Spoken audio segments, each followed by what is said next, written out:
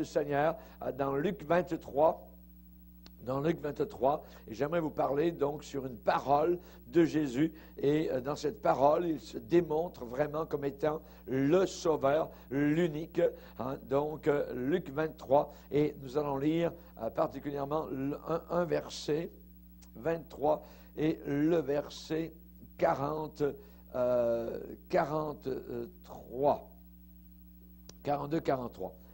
C'est le brigand sur la croix du Calvaire.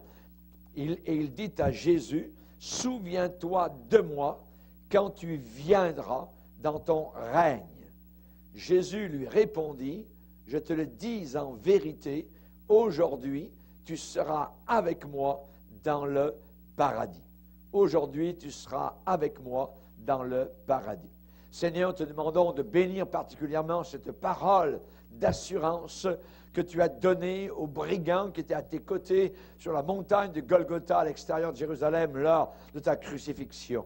Nous te bénissons, Seigneur, car nous voulons ne jamais oublier, nous voulons jamais nous détacher de ce qui a fait notre salut et ce qui est encore aujourd'hui notre salut. Veuille bénir ces paroles au nom de Jésus. Amen. Et tout le peuple dit Amen. Gloire à Dieu. Vous pouvez s'asseoir, frères et sœurs. J'aimerais vous parler donc sur cette parole. On sait que Jésus a donné 7 paroles à la croix du Calvaire. 7 fois, Jésus a dit quelque chose. Et là, particulièrement, dans cette parole, verset 43, Jésus a démontré qu'il était le Sauveur, qu'il était véritablement un Sauveur. Et il a donné cette parole d'assurance à quelqu'un qui, comme lui, était cloué donc à ses côtés. Une parole d'assurance donnée donc à un voleur, un brigand, un gangster qui était en train de mourir donc à côté de lui. C'est une parole de salut. C'est une parole certaine. Aujourd'hui, tu seras avec moi dans le paradis. Si vous étiez en train de mourir, que ce soit dans votre lit ou ailleurs, quoi que ce soit, et que Jésus vienne, soit à côté de vous et vous dise, aujourd'hui, tu seras avec moi dans le paradis, c'est une parole de salut. C'est une parole de sauvetage, une parole certaine. Voyez, d'une promesse que Jésus fait, et Jésus a dit que ces promesses sont oui et amen. Et on sait que devant la croix, eh bien, tout le monde était en train d'écumer de rage. Tout le monde était enragé. Les criteaux qui étaient au-dessus de la tête de Jésus disaient « Jésus de Nazareth, roi des Juifs ». C'était une moquerie. C'était vraiment une moquerie cinglante contre le Seigneur Jésus-Christ. Elle était écrite dans les 3 langues connues donc de l'époque pour que tout le monde puisse bien lire l'écriture. Elle était écrite en hébreu, elle était écrite en grec, elle était écrite en latin pour les Romains. Donc c'était pour tout le monde, que tout le monde sache bien cette moquerie. L'homme au milieu, là, a dit qu'il était le roi des Juifs et on va le marquer. Jésus-Christ, roi des Juifs. Jésus de Nazareth, roi des Juifs. Il y avait les sacrificateurs qui étaient autour à la croix. Il y avait les scribes. Ils sont moqués eux aussi. Il a sauvé les autres. Qui se sauve lui-même. Il a sauvé les autres. Voyez, qui se sauve lui-même. Merci Seigneur de ce qu'il a sauvé les autres. Et j'étais parmi les autres. Et nous étions parmi les autres. Amen. Amen. Gloire Seigneur. Et d'autres personnes disaient à Jésus, descends, que le Christ, roi d'Israël, descende maintenant de la croix, afin que nous voyions et que nous croyions. C'était une moquerie, littéralement. Certainement qu'il aurait pu descendre, mais il devait rester cloué par amour pour payer le prix jusqu'à la fin de nos péchés. Dans Matthieu 27, d'autres se moquaient et disaient, il s'est confié en Dieu, que Dieu le délivre maintenant, s'il l'aime. Car il a dit, je suis fils de Dieu. Il a dit, il a déclaré qu'il était Dieu le Fils. Voyons, un Dieu qui descend de la croix, voyez. Donc ça, c'était les gens religieux, voyez, les scribes, les sacrificateurs. Il y avait aussi les passants qui passaient devant la croix, et ils ont dit, ah, regardez-le, c'est un vantard. C'est un vantard. Toi qui détruis le temple et qui le rebâtis en 3 jours, sauve-toi toi-même. Si tu es fils de Dieu, ben descends de la croix. Comme tu es le fils de Dieu, descends de la croix. Est-ce que ça ne vous fait pas penser à quelqu'un d'autre qui a déjà dit à Jésus, si tu es le fils de Dieu, le diable, Satan. Voyez, Ces gens qui passaient étaient de connivence avec le diable, c'étaient les amis de Satan, et ils ont répété quasiment les mêmes paroles que leur maître avait dit à Jésus dans la tentation terrible. Ensuite, il y avait les soldats qui étaient là, voyez.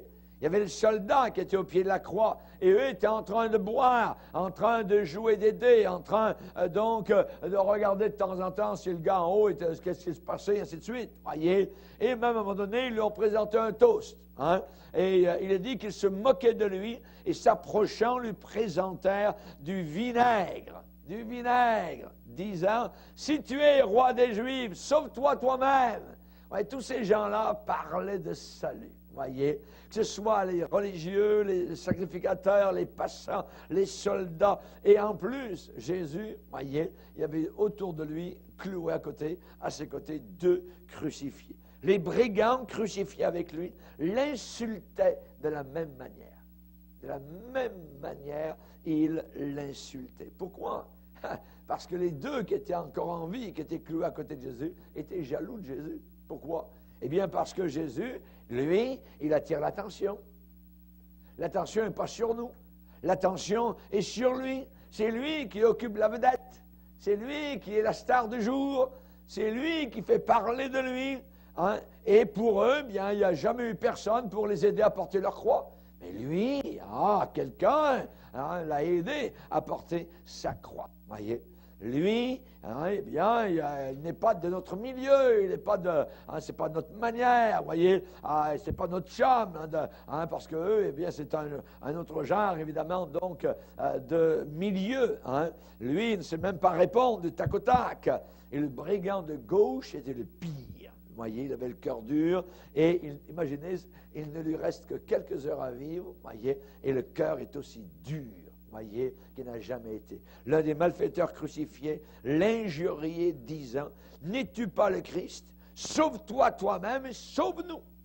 Sauve-nous. Tous ces gens-là parlent de sauver. Voyez, sauve-toi, sauve-nous, ainsi de suite. Voyez. Et ce qui se passe, c'est que depuis un petit moment, celui qui est à droite de Jésus, eh bien, s'est tu. Il s'est arrêté de parler. Pendant un temps, ils ont parlé ensemble, les 2 brigands. Voyez. À un moment donné, celui de droite a commencé à se taire. Et il se rappelle ce que Jésus a dit aux femmes tout à l'heure. En montant au calvaire, en montant la colline, Jésus était en train de porter donc sa croix, et au milieu de son sang, alors il y a les femmes étaient en train de se frapper la poitrine, qui regardaient la procession qui était venue, et c'est pas tous les jours à Jérusalem qu'on clouait évidemment des gangsters. Alors aujourd'hui, c'était jour de fête à Jérusalem. On allait vraiment voir, alors on allait se rassembler et voir des gens mourir. C'est toujours intéressant de voir du monde mourir, voyez, les voir souffrir, voyez, le sang couler, ainsi de suite. Et voilà que le brigand de droite ne parle plus depuis quelques moments, et il se rappelle. Il se rappelle ce que Jésus a dit aux femmes lorsqu'il montait sur la colline. On va le lire dans Luc.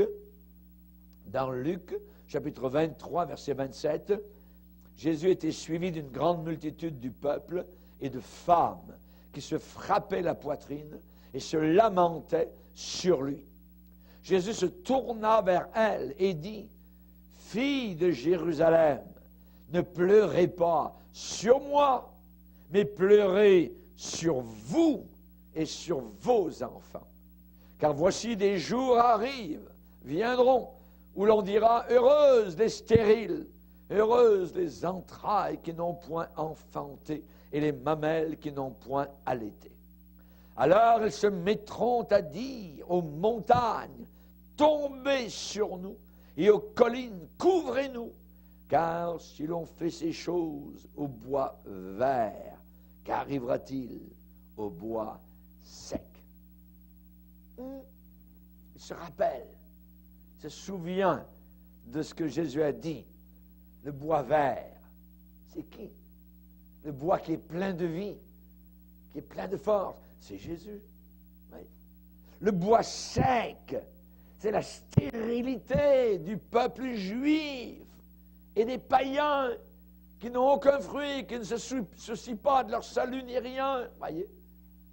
Si on a fait ça au bois vert à Jésus, que va-t-il arriver au bois sec? des jugements inimaginables. Et Jésus déjà se voyait, alors il voyait déjà Apocalypse, où les gens vont dire aux montagnes de tomber sur eux, lorsque les choses vont, à la fin des temps, aller vers des événements inimaginables tels que la terre n'en a jamais vu auparavant, depuis sa création, depuis son premier tour. Voyez, ce brigand qui s'est tu, voyez, qui commence à réfléchir. Ce brigand avait été élevé au temple. C'était un juif. C'était un juif. Il avait été élevé, voyez, consacré à Dieu au temple. Ses parents l'avaient amené comme tout petit bébé juif, voyez, à 8 jours, hein, ils l'amènent pour le consacrer. Voyez, tous les bébés juifs, c'était la règle, voyez. À 12 ans, il avait été initié aussi. Dans sa jeunesse, il avait fait ses Pâques, voyez. Il connaissait Dieu, il y croyait. Mais son sort final va s'achever dans quelques instants. Voyez, il n'a pas le temps d'aller au temple. Il n'a pas le temps d'aller dans un lieu religieux. Il se tourne vers Jésus. Alléluia. Il se tourne vers Jésus. Il remarque que Jésus faisait du bien. Il se rappelle. Il remarque que Jésus pardonnait. Et même juste, il y a tout à l'heure, Jésus avait même prié pour ses bourreaux. Il l'a entendu dire, « Père, pardonne-leur, car ils ne savent pas ce qu'ils font. » Tiens, ce n'est pas notre genre, voyez. Ces brigands dans la mafia, toutes les drogués, les impudiques, les homosexuels, tout ce que vous voulez. Hein, vraiment, c'est autre chose. Voyez, c'est un autre langage. Père, pardonne-leur. Oh, voyez. Lui, il avait crié contre la société maudite. Lui, il avait crié contre les Romains qui étaient venus dans leur pays. Il aurait tué ses bourreaux s'il avait pu descendre de la croix. Oui, il réfléchit. Il rentre en lui-même comme le fils prodigue. C'est bon de réfléchir. La Bible dit, celui qui réfléchit sur les choses trouve le bonheur. Il réfléchit vraiment. Oui, ce Jésus, il doit être le Messie. Et il fait taire son compagnon de l'autre côté, qui continue à crier, à bavasser, ainsi de suite, à jurer, à blasphémer. Hey, ne crains-tu pas Dieu, toi qui subis la même condamnation? Mais pour nous, c'est correct, c'est justice. Nous recevons ce qu'ont mérité nos crimes.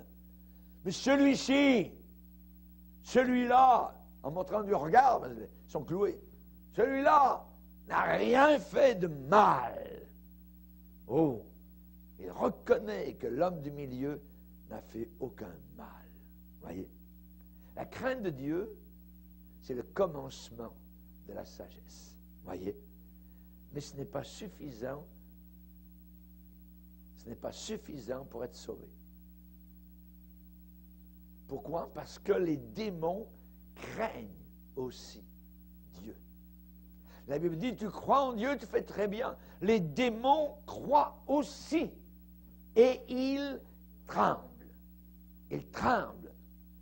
Alors il commence à rentrer en lui-même et à s'accuser lui-même. Et il ne se donne aucune excuse. C'est là le salut. Quand on ne se donne aucune excuse, quand il y a une véritable repentance.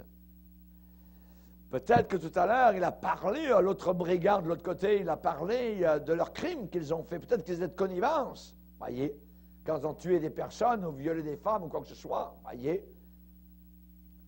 Ils ne cherchent pas d'excuses. Peut-être étaient-ils complices, les deux ensemble. Il aurait pu certainement trouver des excuses. À moi, je n'ai pas eu d'éducation.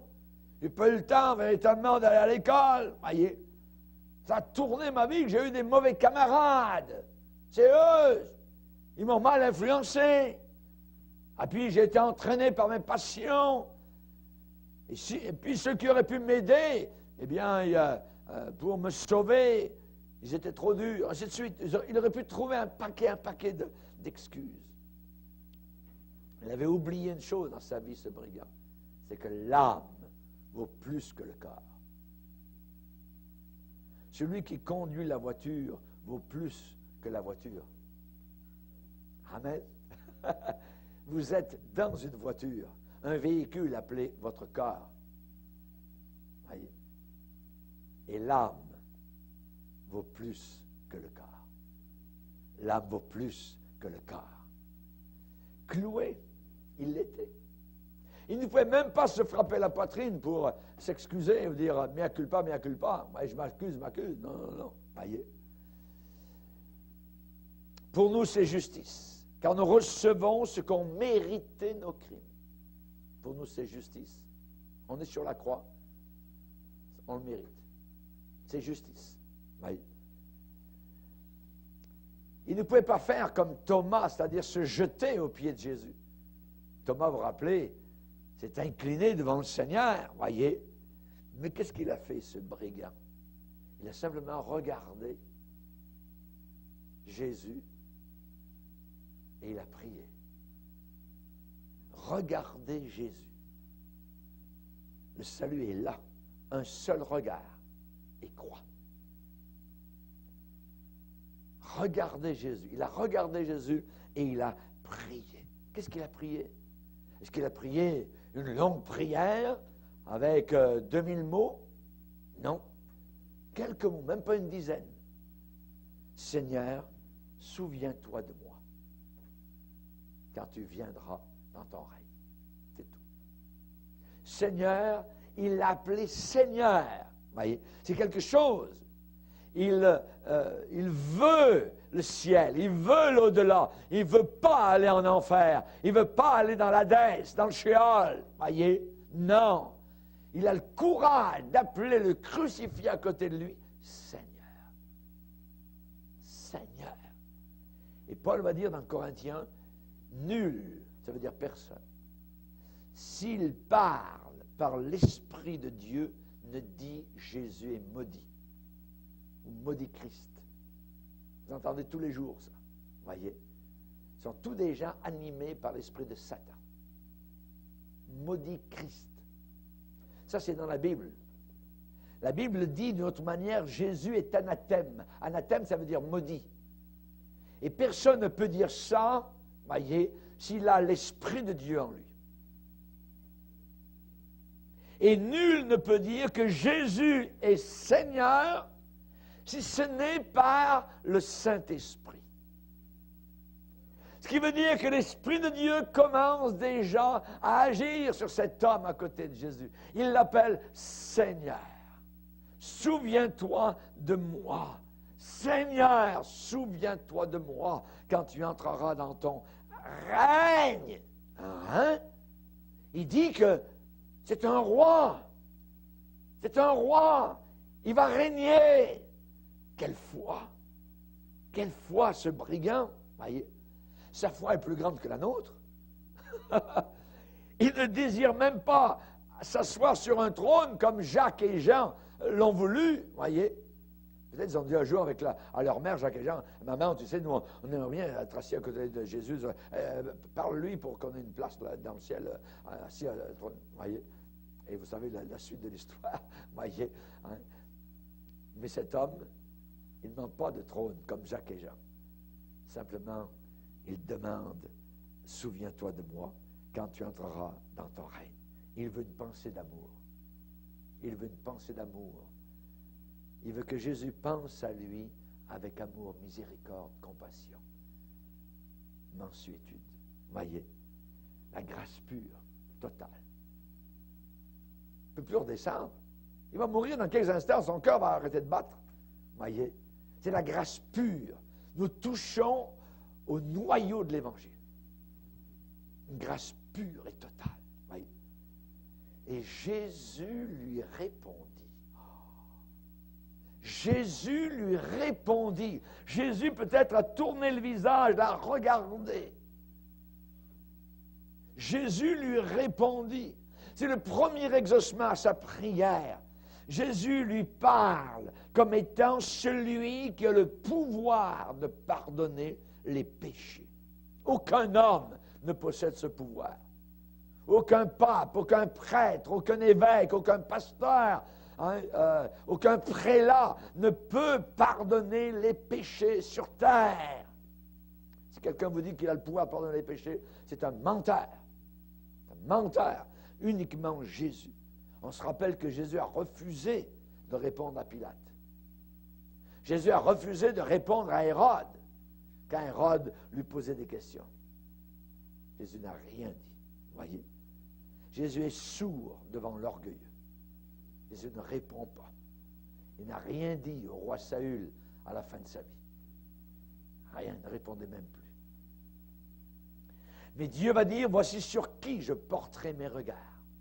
Sur celui qui souffre et qui a l'esprit abattu. Sur celui qui craint ma parole. Le mot craindre ici veut dire trembler. Sur celui qui tremble devant ma parole. C'est sur cette personne que je poserai mes regards. Ésaïe 66. Voyez. L'Éternel est près de ceux qui ont le cœur brisé et il sauve ceux qui ont l'esprit dans l'abattement. Pensez-vous que ce brigand avait l'esprit dans l'abattement? Certainement. Certainement. Il avait la vraie repentance dans son cœur. L'esprit travaillait. Or, afin que vous sachiez que sur la terre, le Fils de l'homme a le pouvoir de pardonner les péchés. Il a dit un jour à un paralytique, lève-toi et marche, pour que tous ceux qui sont là sachent que j'ai le pouvoir de pardonner les péchés. Et le paralytique, qui avait été descendu par le toit d'une maison, s'est relevé complètement guéri. C'était une preuve que Jésus est le seul à avoir le pouvoir de pardonner les péchés sur la terre. Amen. Et Jésus s'engage à faire ce qu'il promet. À faire ce qu'il promet. Jésus lui a dit, en vérité, je te le dis, aujourd'hui, tu seras avec moi dans le paradis. Merci Seigneur. Merci Seigneur. Tu seras avec moi. Alléluia. Dieu fait au-delà de tout ce que nous pouvons penser, imaginer ou même croire. À lui soit la gloire dans l'Église et dans tous les siècles. Amen et amen et amen. Tu seras avec moi. Un malfaiteur sauvé sans avoir été baptisé dans l'eau, sans la Sainte Seine, sans l'Église, sans aucune cérémonie, sans aucune bonne œuvre. Vous dites, il ne mérite pas le ciel. Non, il ne mérite pas. Je ne le mérite pas et tu ne le mérites pas non plus. C'est ça l'Évangile. C'est la grâce de Dieu. C'est la grâce de Dieu. La Bible dit, c'est par la grâce que vous êtes sauvés. Grâce, ça veut dire faveur non méritée. Non méritée. Par le moyen de la foi, cela ne vient pas de vous. C'est le cadeau de Dieu afin que personne ne se glorifie. Merci, merci, merci Seigneur. Et les vrais chrétiens ont souvent ce mot dans leur bouche, merci Seigneur, merci Seigneur, merci Seigneur. Amen. Et on va le redire longtemps. C'est merci Seigneur, gloire au Sauveur. Amen. On va le lire, voyez, selon le théologien Paul, amen, ce qu'il déclare à ce sujet dans Romains, au chapitre 3, Romains chapitre 3, le verset 27, Romains 3, 27, où donc est le sujet de se glorifier, il est exclu. Par quelle loi? Par la loi des œuvres? Non, mais par la loi de la foi.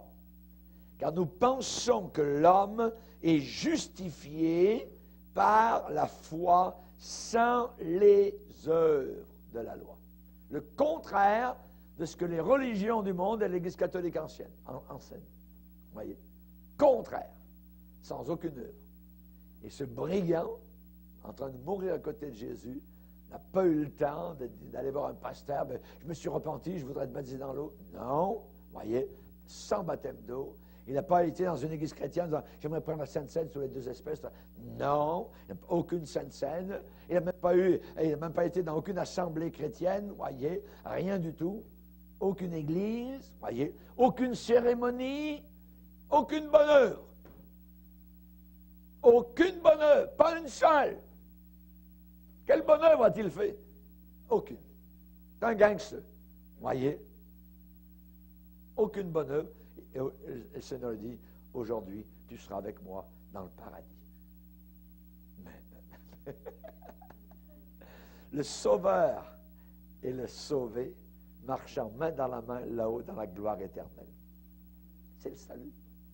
C'est la raison pour laquelle on peut aller partout dans les rues, à au travers des océans et apporter cette bonne nouvelle à n'importe qui. Tu n'as rien à faire. Tu as juste à croire. Tu n'as rien à faire. Tu as juste à croire en Jésus-Christ. Il est dit qu'il a fait la purification des péchés. Après avoir fait la purification des péchés, il s'est assis à la droite de la majesté divine. Après avoir fait la purification de mes péchés et des tiens. Alléluia. Alléluia. Gloire au Seigneur. Crois au Seigneur Jésus et tu seras sauvé. C'est tout. Croire, ça veut dire que je m'appuie totalement sur lui. Je me donne totalement à lui. Je crois que ce qu'il a fait est suffisant. Je n'ai rien à ajouter. Merci Seigneur. Merci Seigneur. Le sang de Jésus nous purifie de tout péché. De tout péché. Amen. Et dans Jean 17, la prière que Jésus a fait un jour à son Père, « Père, je veux que là où je suis, ceux que tu m'as donnés soient aussi avec moi, afin qu'ils voient ma gloire, la gloire que tu m'as donnée, parce que tu m'as aimé avant la fondation du monde. Je vous prendrai avec moi, afin que là où je suis, vous y soyez aussi. » Où est-ce que tu t'en vas après la mort? Je ne sais pas, mais Jésus va être là. Mais Jésus va être là. Amen. Et ce ne sera pas l'enfer. Ça va être un paradis que je n'ai pas gagné, que je n'ai pas mérité, où est le sujet de se glorifier. Il est exclu. Il est exclu. Il est exclu. Amen. Ex, ça veut dire en dehors. Exit, c'est dehors. Aucun sujet de se glorifier. Ça nous ramène à notre base. C'est lui qui a tout fait. Merci Seigneur. Après la croix, Jésus a porté la couronne. Là-haut dans la gloire. Il a souffert en vue de la joie qui lui était réservée. Sur la terre, la souffrance, là-haut, la joie qui lui était réservée. Ce paradis existe. Et dans quelques heures, le Sauveur et le Sauvé, le brigand, voyez, vont aller dans ce lieu. Aujourd'hui. Pas dans 1000 ans, pas le jour de la résurrection, là-bas, dans 10 000 ans. Ou que ce soit. Non, non, aujourd'hui. Aujourd'hui, tu seras avec moi. Tu es à côté de moi maintenant, on va de nouveau être ensemble, là-haut, mais on sera dans le paradis. Le brigand, il n'a rien fait. Il n'a rien fait. Arrêtons-nous quelques instants, c'est merveilleux. Son royaume n'est pas de ce monde. Le royaume de Jésus n'est pas de ce monde. Si mon royaume était de ce monde, il a dit, ceux qui sont dans mon royaume auraient combattu pour moi. Son royaume n'est pas de ce monde. Aujourd'hui, promptitude, tu seras privilège avec moi. Quelle compagnie! Dans le paradis, quelle gloire! Amen. Le salut, c'est une personne. Ce n'est pas un lieu, ce n'est pas une place. C'est quelqu'un qui s'appelle le Sauveur. Heureux dès à présent les morts qui meurent dans le Seigneur. Oui, dit l'Esprit, afin qu'ils se reposent de leurs œuvres, car leurs œuvres les suivent. Pas pour les sauver, mais pour recevoir une petite récompense. Un petit bonus. Amen. Merci Seigneur. L'apôtre Paul avait un vif désir d'être avec Christ, ce qui était le meilleur. Le meilleur. Paul a dit, Christ est ma vie, la mort m'est un gain. M'est un gain. Les souffrances du temps présent n'ont aucune comparaison avec la gloire à venir. Aucune comparaison. C'est même pas comparable. Oublie ça. Voyez? Oublie ça. Augustin, un des pères de l'Église, a parlé du ciel et de l'enfer. Justin Martyr, un des pères de l'Église, a dit, et je cite sa phrase, « Les âmes des bons, ceux qui se sont repentis, sont dans un lieu très agréable en attendant la résurrection. » Ils sont déjà dans un lieu agréable. Donc, il n'y a pas de salut universel. Les gens qui disent, tout le monde va aller au ciel. Non, non, non. Voyez, il n'y a pas de salut universel. Il n'y a pas de purgatoire. Ça n'existe pas. Voyez, s'il y a quelqu'un qui aurait dû aller au purgatoire, c'est bien le brigand. Voyez. Et Jésus lui a dit, non, paradis. Pas purgatoire, paradis. Voyez. Paradis. Il n'y a pas de sommeil de l'âme non plus après la mort, comme les adventistes veulent nous le faire croire. Ça n'existe pas. Maintenant, le deuxième brigand, eh bien, lui, ce n'est pas une odeur de vie, c'est une odeur de mort. Deuxième brigand ne s'est pas repenti. Il a eu les mêmes privilèges, la même occasion. Il était à côté de Jésus, voyez. Hein, et lui, il voulait être sauvé de sa croix, il voulait redescendre par terre, voyez, hein, il voulait être délivré, évidemment, de ces clous qui étaient dans ses mains, voyez, il voulait descendre pour reprendre sa vie de péché. Il y a des gens qui viennent parfois à l'église, moi j'aimerais être guéri, mais ensuite ils veulent continuer leur vie de péché. Impossible. Impossible, voyez, on ne peut pas miser donc sur deux tableaux. Personne ne peut servir le diable et Dieu, l'argent et Dieu. C'est impossible, voyez. Hein? Et si il y a des personnes qui veulent rien perdre, ils veulent le meilleur dans les deux mondes, c'est impossible. C'est impossible, voyez. Si quelqu'un ne veut rien perdre, il va tout perdre. Mais qui perd, gagne. Amen. Celui qui perd, gagne. Un jour, c'est un missionnaire qui a été tué par les Oka. Le 8 janvier 1958, les presses du monde, dans leurs journaux, ont titré, donc, 2 missionnaires ont été tués par les Oka en Équateur. Il y en avait un qui s'appelait Jim Elliot. Et Jim Elliot est un missionnaire américain qui voulait gagner ces tribus, donc, vraiment païennes là-bas, hein, et il voulait entrer en contact avec eux pour essayer de leur parler de Jésus. Et finalement, il a été tué avec un autre missionnaire. Et il avait écrit une phrase sur son carnet, Jim Elliot, il faut donner ce qu'on ne peut pas garder pour obtenir ce qu'on ne peut pas perdre. Amen. Il faut donner ce qu'on ne peut pas garder pour gagner ce qu'on ne peut pas perdre. Notre vie, elle est à Jésus. Amen. Gloire au Seigneur. Que servirait-il à un homme de gagner le monde entier s'il perd son âme? J'aimerais vous dire que la vraie repentance, et je cite Matthew Henry, qui est un grand chrétien, il a dit, la vraie repentance ne vient jamais trop tard. Voyez? Ne vient jamais trop tard. Mais la repentance retardée est rarement sincère.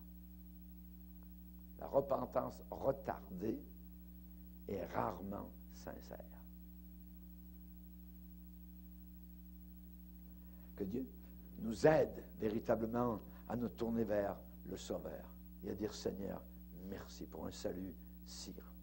Comment échapperons-nous? Comment échapperont-ils s'ils négligent, mettent de côté un si grand salut? Amen. Ce soir, on va bénir le Seigneur, on va se tourner vers lui et on va vraiment prier le Seigneur.